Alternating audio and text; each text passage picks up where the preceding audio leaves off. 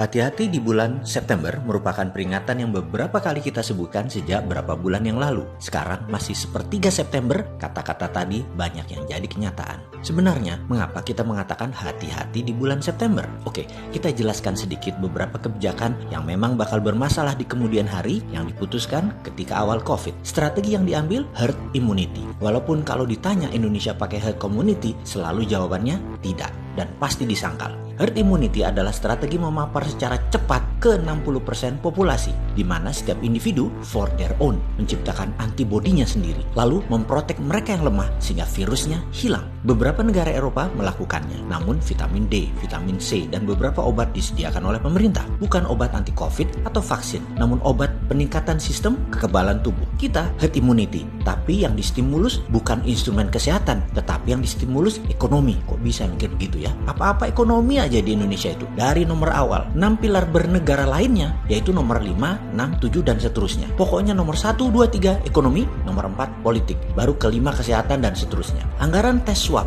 dibanding populasi masih di bawah 2%, alias dari 100.000 orang yang dites paling top 2.000. Bayangkan di Cina dalam menangani COVID tes dilakukan terhadap lebih dari 34% sebuah populasi sebuah wilayah, sehingga ketepatan data lebih masif. Amerika 27% tes COVID berbanding populasi. Bisa dibayangkan kalau tes ini lebih cepat dan massal, sampai 1 juta tes dilakukan di Indonesia dalam 1 bulan ke depan. Angka orang yang terpaparnya akan mengagetkan. Sebenarnya kita saat ini sudah living with COVID dalam tanda petik, dalam radius yang sangat berbahaya. Karena pendiaman dan pelepasan perang melawan COVID yang diganti dengan himbauan, ya nggak bisa lah Pak, lapar kami ini. Bagaimana cara tidak lapar? Kalau 1 bulan untuk daerah merah PSBB dikasih modal hidup per kapitanya, mungkin kita bisa kompak bersama. Daerah kuning 2 minggu PSBB dihidupi dengan BLT, mungkin selesai juga masalah COVID-nya. Jadi ledakan mencapai 200.000 orang terpapar COVID. Bulan September ini saya kabarkan sudah lama, namun semua tahu ini bukan data yang ditakuti. Yang ditakuti adalah data yang 95%-an itu yang belum dites. Sehingga kalau kita dagang nih, atau kita perhitungan pakai data statistik, ketidakpastian data jadi menakutkan. COVID kill life, but uncertain government response kill everything. Itulah yang mengindikasikan mengapa kita mengatakan hati-hati di bulan September. Nah, jadi aja sekarang kita mengatakan, tuh kan, kandani ra percaya. Sekarang Jakarta PSBB. Dengan biasa, dua belah pihak mencari panggung mengartikannya langkah politik. Wis angel iki angel kalau udah ngomong kayak gitu. Kapan sih kalian bisa duduk bersama mencopot perbedaan? Kalian adalah pejabat yang hanya terpisah oleh Tugu Monas, Merdeka Utara Istana, Merdeka Selatan Balai Kota Jakarta. Segitu bencinya ya kalian satu sama lainnya, sehingga tidak ada komunikasi, saling tuding, saling salahkan, saling punya agenda berbeda, tidak koordinasi. Kalian bagi saya pribadi bukan negarawan kalau kayak gitu. Ini pribadi saya loh ya, atas nama rakyat,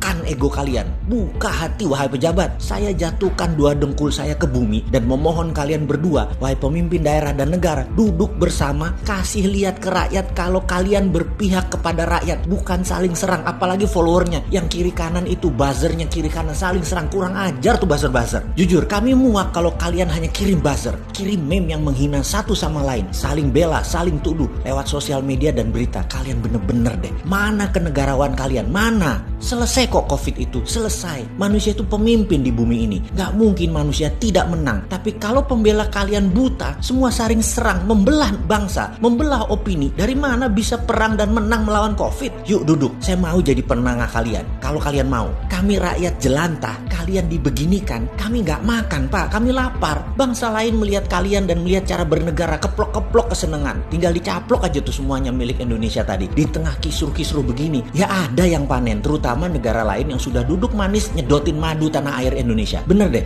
di belakang wanita yang bete pasti ada laki yang bingung apa salahnya. Di tengah kekisruhan begini pasti banyak pejabat yang bingung apa salahnya. Begitulah laki nggak ngerti wanita, begitulah pejabat nggak ngerti rakyat. Wanita dan rakyat itu sama Pak, minta diperhatikan. Kalian damai aja dulu deh, satu suara, itu sudah menunjukkan kalian perhatian. Itu aja kok maerot sih, itu aja kok repot sih.